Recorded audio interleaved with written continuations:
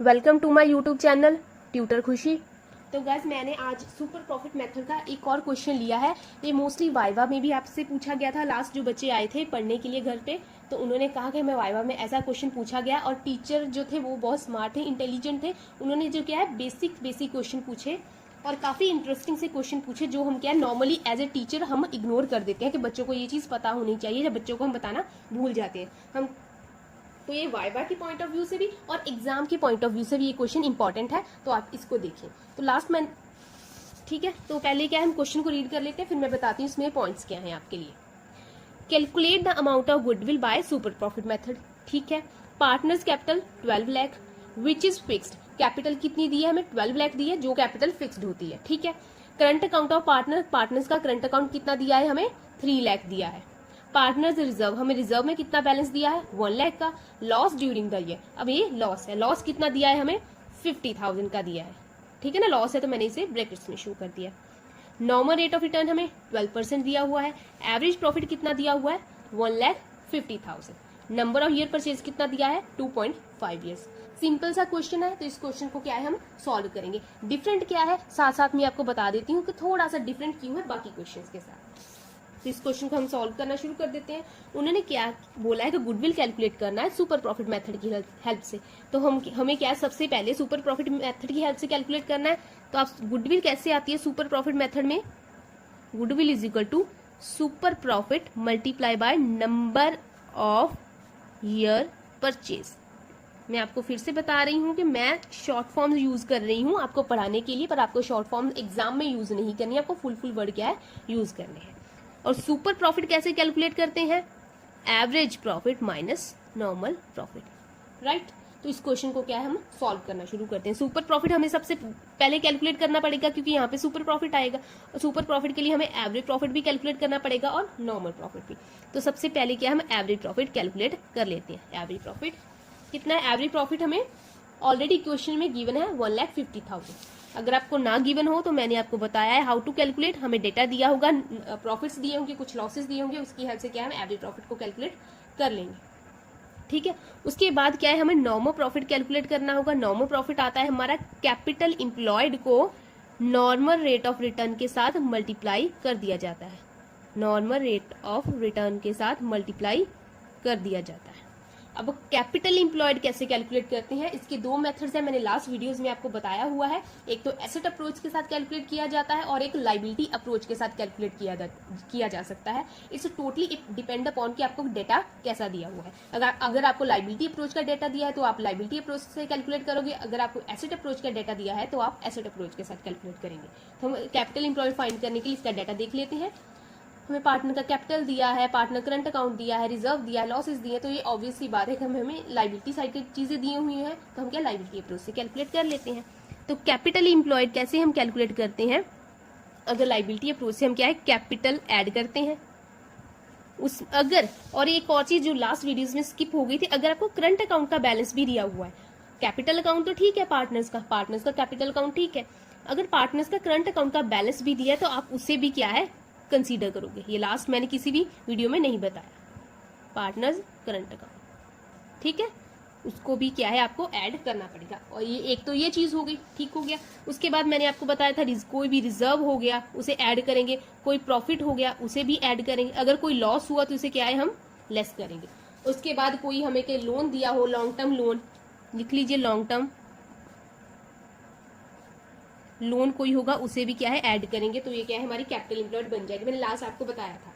अभी देखिए हमें पार्टनर का कैपिटल दिया है 12 लाख, तो लिख लीजिए कैपिटल दिया है हमें 12 लाख, हम कंसीडर कर लेते हैं। करंट अकाउंट का बैलेंस कितना दिया है? 3 लाख, हम इसे भी कंसीडर कर लेते हैं।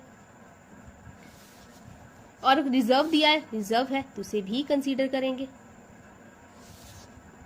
प्रॉफिट नहीं दिया हमें, loss during the year, profit होता है तो हम इसे ऐड करेंगे, लॉस है तो लॉस को क्या करेंगे हम लेस करेंगे। ठीक है, कोई लॉन्ग टर्म लोन कुछ नहीं हमें गिवन है, तो हमारे लिए बस इतना ही है, तो हम कैपिटल इंप्लॉयड को फाइंड कर लेते हैं। 12 लाख हुआ 15 लाख, 16 लाख, और ये आ गया 15,50,000। ठीक है ना, तो हमारा कितना आ गया 15,50,000। एक बार चेक कर लेते हैं, वैसे चेक करने की जरूरत नहीं, सिंपल सी कैलकुलेशन है पर मुझे ठीक है। उसके बाद हमारा कैपिटल इंप्लॉयड आ गया। अब नॉर्मल प्रॉफिट कैसे आएगा हमारा? कैपिटल इंप्लॉयड को नॉर्मल रेट ऑफ रिटर्न के साथ मल्टीप्लाई कर दिया जाएगा।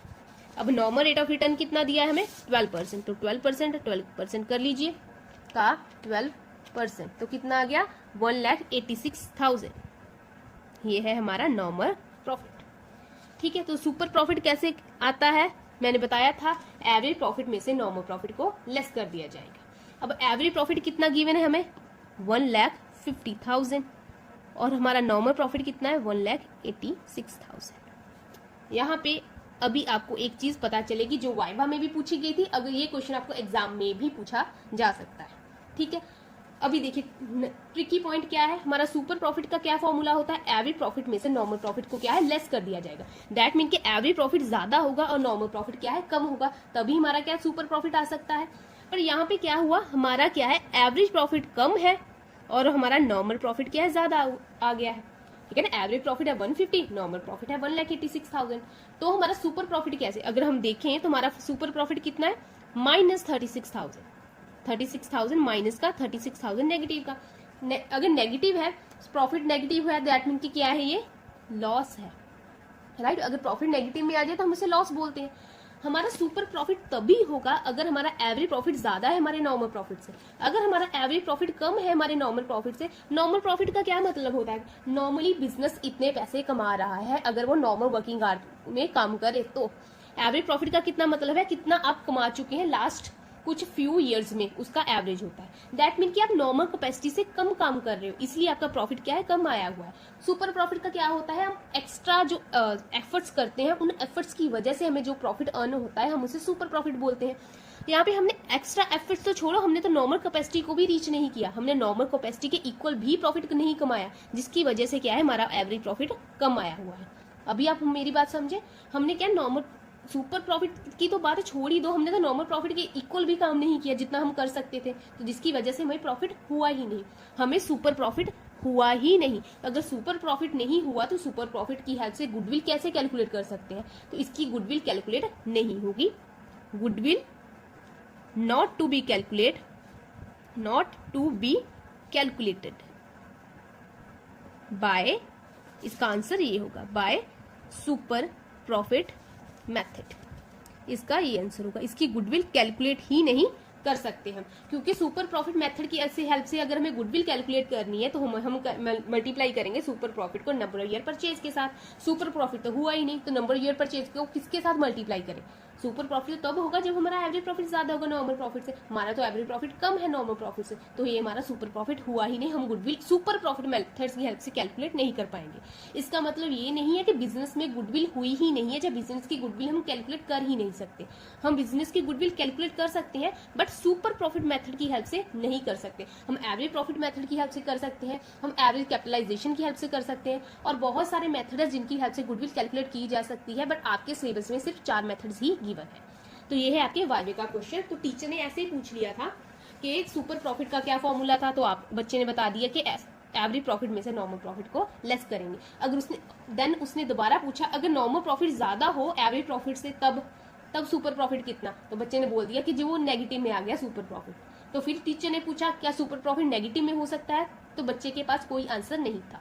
तो ये है आपके वाइवा के क्वेश्चन। अगर आपको भी आपका टीचर वाइवा में पूछ रहे तो ये आपका आंसर होगा, आपका सुपर प्रॉफिट नेगेटिव में तो हो ही नहीं सकता, क्योंकि सुपर प्रॉफिट होता है एक्स्ट्रा एफर्ट से प्रॉफिट कमाया गया।